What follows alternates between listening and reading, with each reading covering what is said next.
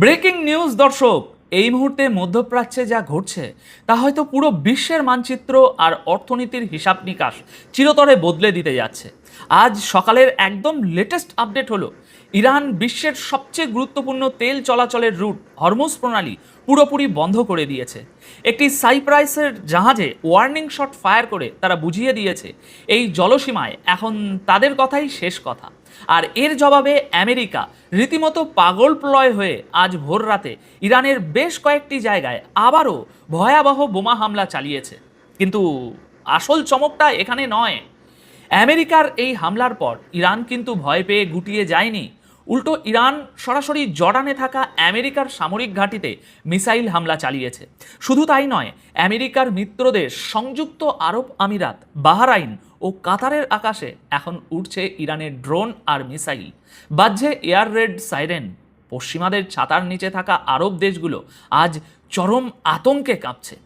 কেন কেন 140টা জায়গায় বোমা মারার পরও আমেরিকা আসলে ওমানের মাধ্যমে ইরানের কাছে ব্যাকডোর নেগোসিয়েশন চাইছে? কেন সামনেই নভেম্বরের নির্বাচন নিয়ে ডোনাল্ড ট্রাম্পের হোয়াইট হাউস এখন ভিতরে ভিতরে থরথর থরথর কাঁপছে? আগামী কয়েক মিনিট স্ক্রিন থেকে একটুও চোখ সরাবেন না দর্শক, একদম তাজা খবর নিয়ে এসেছি। দর্শক, শুরুতেই আসুন দেখে নিই আজ সকালে বিশ্ব মিডিয়াগুলোতে আসলে কি ব্রেকিং নিউজ চলছে এই মুহূর্তে। আমি আপনাদের একদম সময় ধরে ধরে খবরগুলো ডিকোড করে দিচ্ছি। আজ 12ই জুলাই 2026 সকাল 9টায় বিবিসি যে খবরটি প্রকাশ করেছে তার শিরোনাম হলো US launches fresh strike as Iran close state of Hormuz. বিবিসির এই রিপোর্ট অনুযায়ী ইরান হরমুজ প্রণালীকে পরবর্তী নির্দেশ না দেওয়া পর্যন্ত সম্পূর্ণ বন্ধ ঘোষণা করেছে। আর এর পরপরই আমেরিকা ইরানের উপরে নতুন হামলা চালিয়েছে। এখন আপনাদের মনে প্রশ্ন আসতে পারে, হঠাৎ হরমুজ প্রণালী কেন বন্ধ করলো ইরান? এখানেই আসছে আসল লজিক। পশ্চিমা মিডিয়া বলছে ইরান বিনা প্ররোচনায় জাহাজে হামলা করেছে, কিন্তু আসল ব্যাপারটা হলো সম্পূর্ণ ভিন্ন। বিবিসি এবং দ্য ডেলি স্টারের আজকের অর্থাৎ 12ই জুলাই 2026-এর প্রতিবেদন যদি আমরা গভীরভাবে একটু বিশ্লেষণ করি তাহলে দেখব ইরান স্পষ্ট জানিয়েছে যে একটি সাইপ্রাসের পতাকাবাহী কন্টেনার জাহাজ যার নাম MV-GFS গ্যালাক্সি, সেটি সম্পূর্ণ বেআইনিভাবে এবং অনুমোদনহীন একটি রুট দিয়ে হরমুজ প্রণালী পার হওয়ার চেষ্টা করছিল। শুধু তাই নয়, জাহাজটি তার ট্র্যাকিং সিস্টেম বন্ধ করে রেখেছিল। এবার দর্শক, একটু লজিক্যালি চিন্তা করুন, আপনার দেশের সমুদ্র সীমায় যদি কেউ ট্র্যাকিং সিস্টেম অফ করে চোরের মতো ঢোকার চেষ্টা করে, আপনি কি তাকে ছেড়ে দেবেন? ইরানও দেয়নি, তারা ওয়ার্নিং শট ফায়ার করেছে এবং জাহাজটিকে থামিয়ে দিয়েছে। আর এই ঘটনাকে কেন্দ্র করেই আমেরিকা পেয়ে যায় তাদের সেই কাঙ্ক্ষিত অজুহাত, হামলার অজুহাত। এবার আসুন দেখি এই ঘটনার পর পশ্চিমাদের রিয়াকশনটা কী ছিল। দ্য গার্ডিয়ান পত্রিকায় আজ রবিবার 12ই জুলাই 2026 ব্রিটিশ সময় রাত 1:16 প্রকাশিত খবরে বলা হয়েছে ইউএস সেন্ট্রাল কমান্ড খুব দ্রুত একটি বিবৃতি দিয়ে জানায় যে তারা ইরানের উপর তৃতীয় দফার হামলা শুরু করেছে। তাদের ভাষায় তারা ইরানকে হেভি কস্ট বা চরম মূল্য চোকাচ্ছে যাতে ইরান আর কোনো কমার্শিয়াল জাহাজে হামলা করতে না পারে।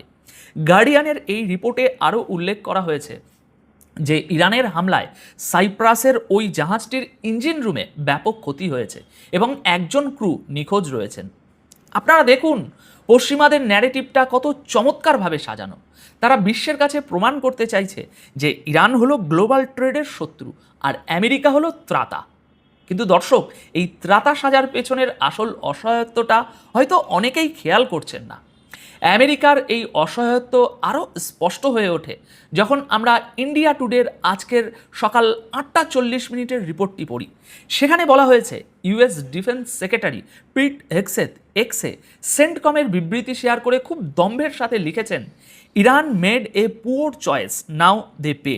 অর্থাৎ ইরান ভুল সিদ্ধান্ত নিয়েছে এবং এখন তারা এর মূল্য চোকাচ্ছে। শুনতে খুব হিরোইক মনে হচ্ছে, তাই না? মনে হচ্ছে যেন হলিউড সিনেমার কোনো ডায়লগ, কিন্তু রিয়ালিটি তো হলিউডের স্ক্রিপ্ট মেনে চলে না। ডিফেন্স সেক্রেটারি বলছেন ইরান মূল্য চোকাচ্ছে, অথচ সেন্টকম নিজেই স্বীকার করছে যে তারা বারবার চেষ্টা করেও ইরানকে আটকাতে পারছে না। সেন্টকম বলছে তারা সন্ধ্যা 7:15 এই হামলা শুরু করে, কিন্তু এই হামলার পর ইরান কি ভয় পেয়ে গুটিয়ে গেছে? একদমই নয়, বরং ইরান উল্টো যে চালটা চেলেছে তা পুরো মধ্যপ্রাচ্যের সমীকরণ উল্টে দিয়েছে। দর্শক, এবার আমি আপনাদের আল জাজিরার আজকের অর্থাৎ 12ই জুলাইয়ের একটি ব্রেকিং আপডেটের কথা বলবো, যা ভোর 3:55 আজ প্রকাশিত হয়েছে। এখানে বলা হয়েছে ইউএস সেন্টকম দাবি করেছে তারা এই সপ্তাহে ইরানের প্রায় 140টি টার্গেটে হিট করেছে, যার মধ্যে missile site, drone site, radar station সবই আছে। তারা আরও বড়াই করে বলছে যে মে মাস থেকে তারা 800টির বেশি বাণিজ্যিক জাহাজকে পার করিয়েছে, যার মধ্যে 400 মিলিয়ন ব্যারেল তেল ছিল। কিন্তু এই 140টি জায়গায় বোমা মারার পর ফলাফল কি দাঁড়ালো? ইরান কি তাদের হরমুজ প্রণালীর কন্ট্রোল ছেড়ে দিয়েছে?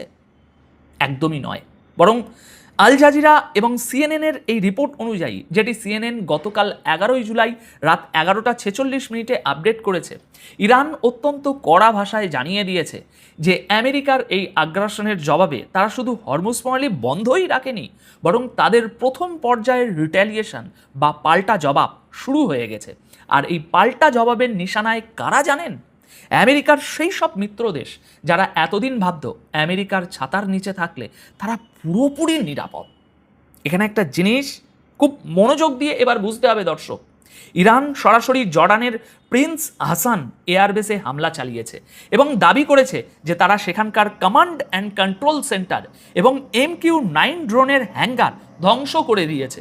শুধু জর্ডান নয়, সংযুক্ত আরব আমিরাত, কাতার এবং বাহরাইনের মতো উপসাগরীয় দেশগুলোতেও মিসাইল এবং ড্রোন হামলা হয়েছে।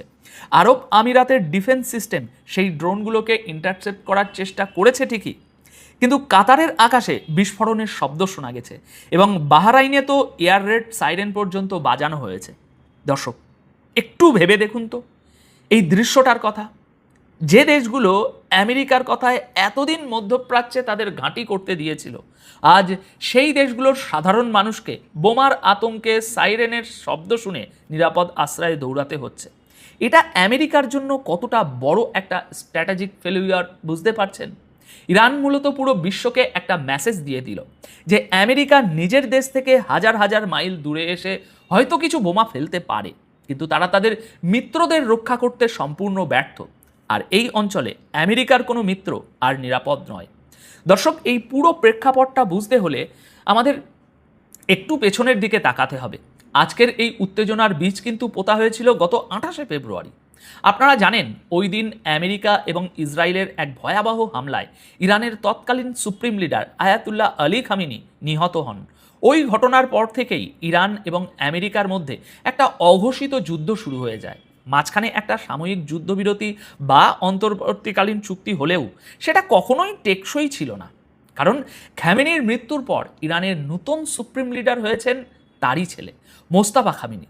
বিবিসি এবং দ্য ডেইলি স্টারের আজকের রিপোর্টগুলোতে খুব পরিষ্কার করে বলা হয়েছে যে গত শুক্রবার যখন মাশহাদে আলী খামেনির জানাজা হচ্ছিল, তখন হাজার হাজার মানুষ আমেরিকার প্রেসিডেন্ট ডোনাল্ড ট্রাম্পের নামে স্লোগান দিচ্ছিল এবং তার মৃত্যু কামনা করছিল।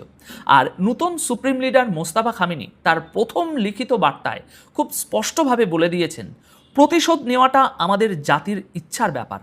আমি বা অন্য কোনো কর্মকর্তা বেঁচে থাকি বা না থাকি, এই রক্তের প্রতিশোধ নেওয়া হবেই। এই কথাটার গভীরতা বুঝতে পারছেন দর্শক?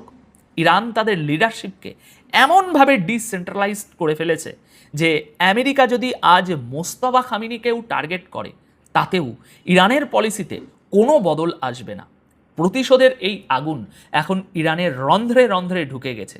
আর এই হুমকির পর আমেরিকার প্রেসিডেন্ট ডোনাল্ড ট্রাম্পের রিয়াকশনটা যদি আপনারা দেখেন, তাহলে বুঝবেন যে আমেরিকা কতটা স্নায়ু চাপে ভুগছে। সিএনএন এবং গার্ডিয়ানের রিপোর্ট অনুযায়ী ট্রাম্প তার ট্রুথ সোশ্যাল প্ল্যাটফর্মে রীতিমতো হুমকি দিয়ে লিখেছেন যে ইরান যদি তাকে হত্যা করার কোনো চেষ্টা করে, তাহলে আমেরিকা ইরানে হাজার হাজার জায়গায় মিসাইল মারবে এবং ইরানকে সম্পূর্ণ নিশ্চিহ্ন করে দেবে। ওয়াল স্ট্রিট জার্নাল তো কিছুদিন আগে খবরও ছেপেছিল যে ইসরায়েল আমেরিকাকে ইন্টেলিজেন্স দিয়েছে যে ইরান নাকি ট্রাম্পকে মারার ছক কষছে। যদিও ট্রাম্প নিজেই পরে বলেছেন যে তিনি এমনিতেই অনেক দিন ধরে ইরানের কিল লিস্টে একেবারে 1 নম্বরে আছেন। কিন্তু দর্শক, আসল ব্যাপারটা হলো ট্রাম্পের এই হুঙ্কারগুলো যতটা না ইরানের জন্য, তার চেয়ে অনেক বেশি তার নিজের দেশের জনগণের জন্য। কেন জানেন? কারণ সামনেই নভেম্বরে আমেরিকার ইলেকশন। সেই জন্য আপনারা কি জানেন একদিকে যখন সেন্টকম বোমাবাজি করছে, তখন অন্যদিকে পর্দার আড়ালে কি হচ্ছে খুব ভালোভাবে শুনুন। দ্য ডেলি স্টার এবং গার্ডিয়ানের রিপোর্টগুলো যদি আপনারা খুব মনোযোগ দিয়ে পড়েন, তাহলে দেখবেন এখানে বলা হয়েছে এই চরম উত্তেজনার মধ্যেও ওমানে কিন্তু গোপন আলোচনা চলছে। ইরানের পররাষ্ট্রমন্ত্রী আব্বাস আরাকাচি ওমানের পররাষ্ট্রমন্ত্রী সৈয়দ বদর আল বুসাইরির সাথে মিটিং করেছেন।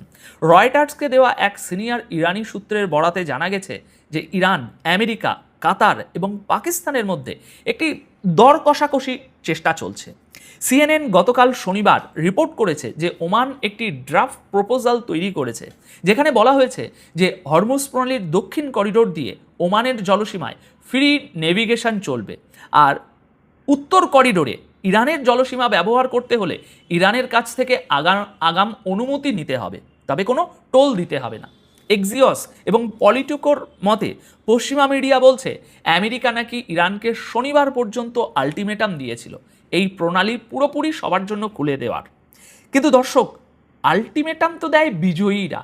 আমেরিকা যদি সত্যি এতটা শক্তিশালী হতো, তাহলে তারা কাতার বা ওমানের মাধ্যমে ব্যাক চ্যানেলে ইরানের সাথে আলোচনায় বসার জন্য এত ডেসপারেট হতো না। ট্রাম্প মুখে বলছেন যুদ্ধবিরতি শেষ, কিন্তু আড়ালে বলছেন আলোচনার দরজা খোলা আছে। এর মানে কি? এর মানে হলো আমেরিকা বুঝতে পেরেছে যে এই যুদ্ধে তারা জিততে পারবে না। তারা এখন কোনো মতে একটা ফেস সেভিং এক্সিট খুঁজছে, যাতে নির্বাচনের আগে তেলের দামটা অন্তত নিয়ন্ত্রণে রাখা যায়। জর্ডান, বাহরাইন বা আমিরাতে আজ যখন ইরানের ড্রোন আর মিসাইল পড়ছে, তখন সেই দেশগুলোর শাসকরাও কিন্তু মনে মনে সব হিসাব মেলাচ্ছেন। তারা বুঝতে পারছেন যে বিপদের দিনে আমেরিকা তাদের রক্ষা করতে পারবে না।